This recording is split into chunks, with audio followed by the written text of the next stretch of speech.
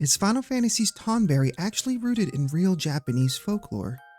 Let's trace its design back through the centuries of myth and folktales and see just how accurate this iconic monster really is to the legends that inspired it. Picture yourself in a dungeon corridor. The air is damp and the stones underfoot echo with each cautious step. Far ahead, a faint glow sways back and forth, drawing nearer and nearer. And out of the shadows emerges a tiny robed figure with a lantern in one hand and a gleaming knife in the other. Its round eyes fix on you, and even though it moves slowly, you know escape won't be easy. So yes, this is the Tonberry, one of Final Fantasy's most notorious monsters. Players often joke about its cute appearance, but I've kind of wondered, did this little creature crawl out of a legend? To find out, we must leave the realm of video games for a little bit and wander through some Japanese ghost stories. So our journey begins on a misty night in an old Japanese town. A woman wearing a surgical mask steps out of a narrow alley and blocks your path. Softly, she asks, "Do you think I'm beautiful?" She waits for your answer. Folklore calls her Kuchisake Onna, the slit-mouthed woman. The Yokai Encyclopedia describes her as the ghost of a woman who is mutilated in life, and beneath that mask lies a gaping wound stretching from ear to ear. If you say no or cry out, she slashes your face to mimic her own. If you nervously reply yes, she'll follow you home and kill you later. Win-win. Folk scholars note that such spirits are said to arise from abused wives or victims of violent crimes.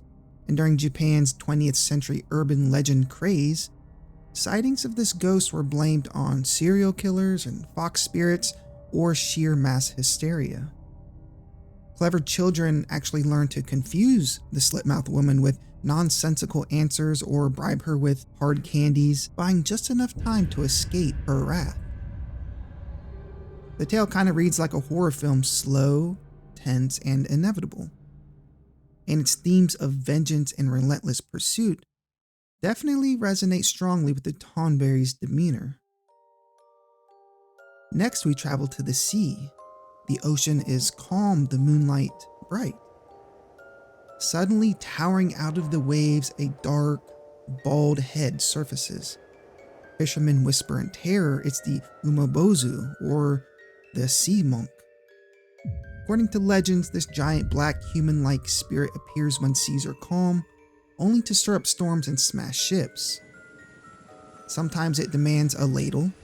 Yes, a ladle. If sailors hand over an ordinary one, it uses the ladle to scoop water onto the boat and drown them. So the only way to survive is to offer a bottomless ladle, buying precious minutes to flee while the spirit is confounded. With its smooth head and association with watery doom, the Umibozu could easily be an ancient ancestor of the Tonberry. In the mountains, another monk awaits, the Aobozu, or Blue Priest. This is a wandering spirit whose legend changes with kind of each prefecture. Generally, it's described as a large figure dressed like a priest. In Yamaguchi Prefecture, people say that the Aobozu is actually a mountain god disguised as a small monk who challenges travelers to sumo wrestling. Those who accept are easily tossed aside by divine strength. In Kagawa Prefecture, he appears before a woman and cheerfully asks if they'd like to hang themselves. Politely refusing makes him disappear, but ignoring him prompts a violent attack. In Shizuoka Prefecture, parents warn children not to run through wheat fields at sunset, lest the Blue Priest kidnap them. Some stories claim he's nothing more than a tanuki or kind of a weasel in disguise. We all know Tanuki from Mario. But despite his playful origins, the Blue Priest embodies deception and sudden danger. On a little bit of a quieter note, there's Hitotsume-Kozo, the one-eyed boy. So imagine a bald child with a single huge eye peeking from a temple gate. He startles unsuspecting passerbys, then darts away without causing harm. Yokai researcher Katsumi Tada notes that this child is often shown carrying tofu because the word for beans sounds like sound health in Japanese. That's what I read. His simple robes and oversized head may remind you of the Tonberry's silhouette. Not every specter wears a mask or sports one eye. The Noppera-Bo, I'm trying my best with all these pronunciations, trust me, is a shapeshifter that plays on our most basic fears. At first, it looks like any other person.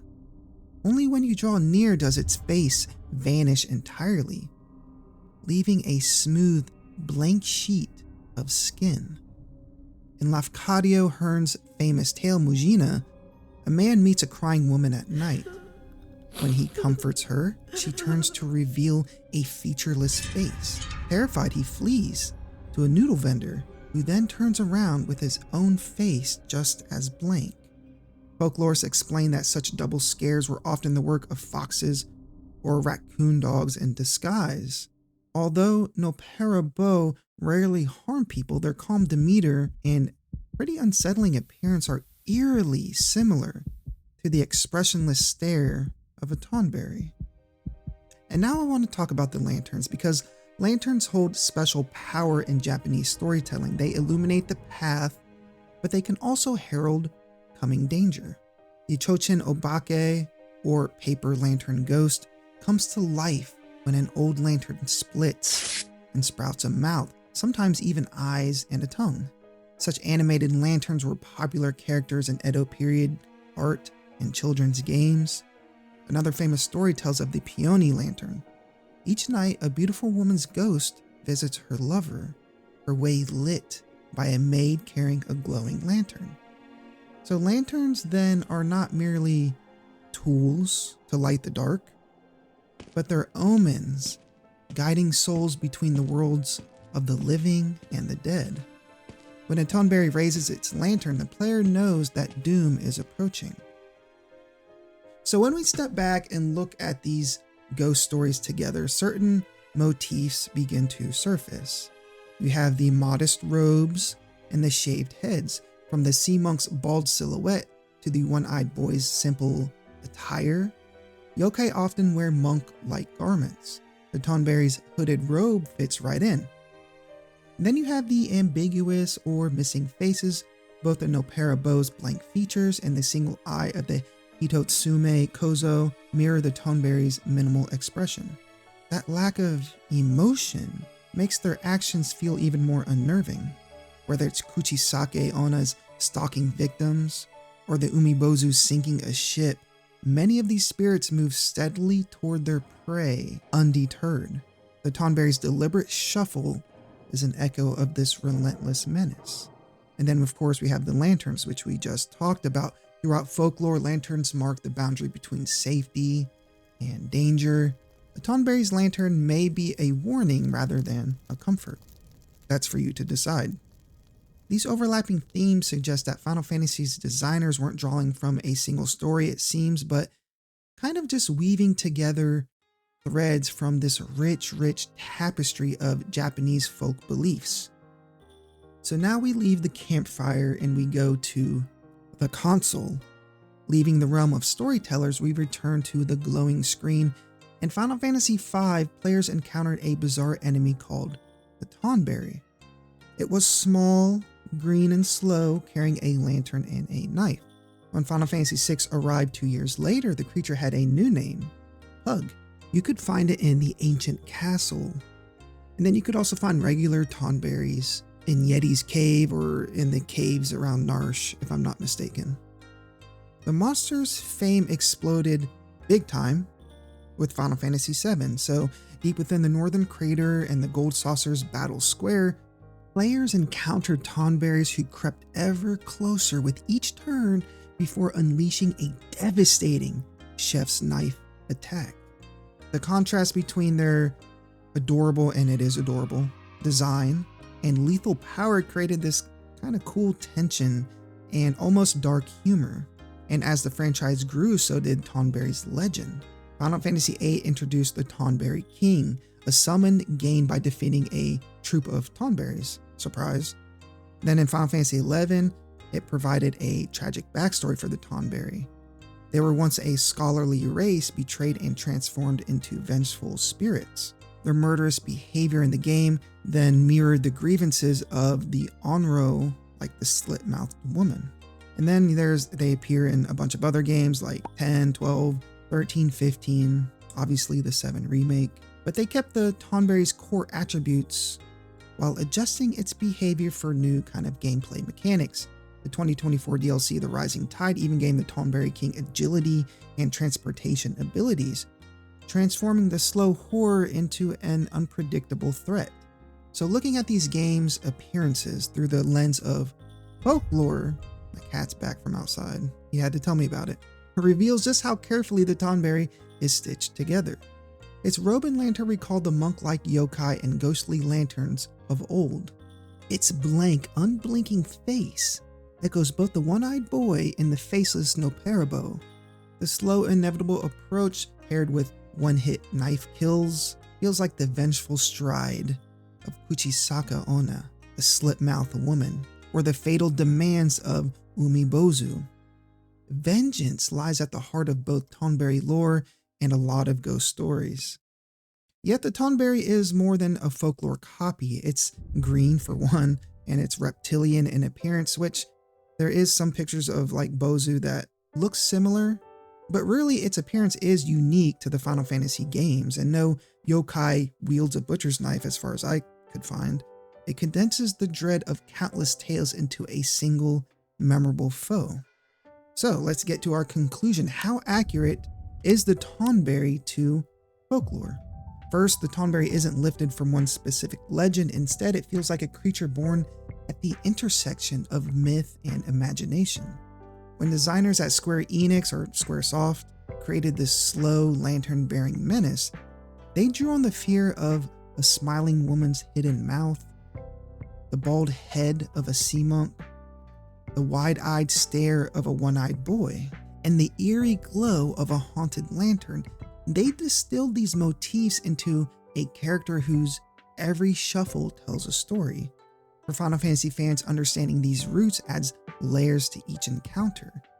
For mythology enthusiasts, it shows how ancient stories can continue to inspire modern art.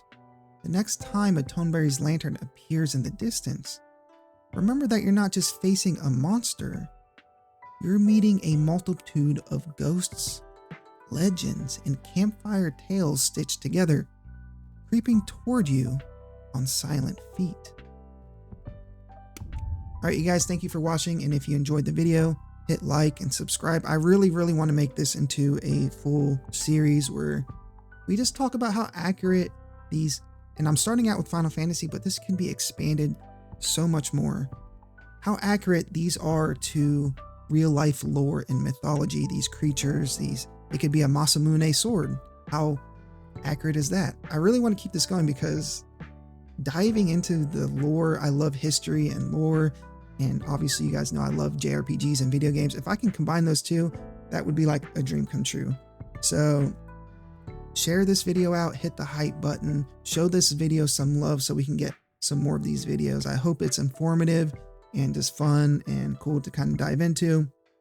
And as far as how accurate the Tonberry is, I give it about a 3.5 chef knives out of 5. It's a great amalgamation of different stories, but you can't really pinpoint it on one. It takes pieces here and there from Japanese folklore, and I love that. There's nothing wrong with it. Tonberry, one of the most famous Final Fantasy enemies in existence. I hope you guys really enjoyed the video. I really do. I put a lot of hard work into this one. I just hope you guys like it as much as I liked making it. And I want you guys to have an amazing day, and God bless.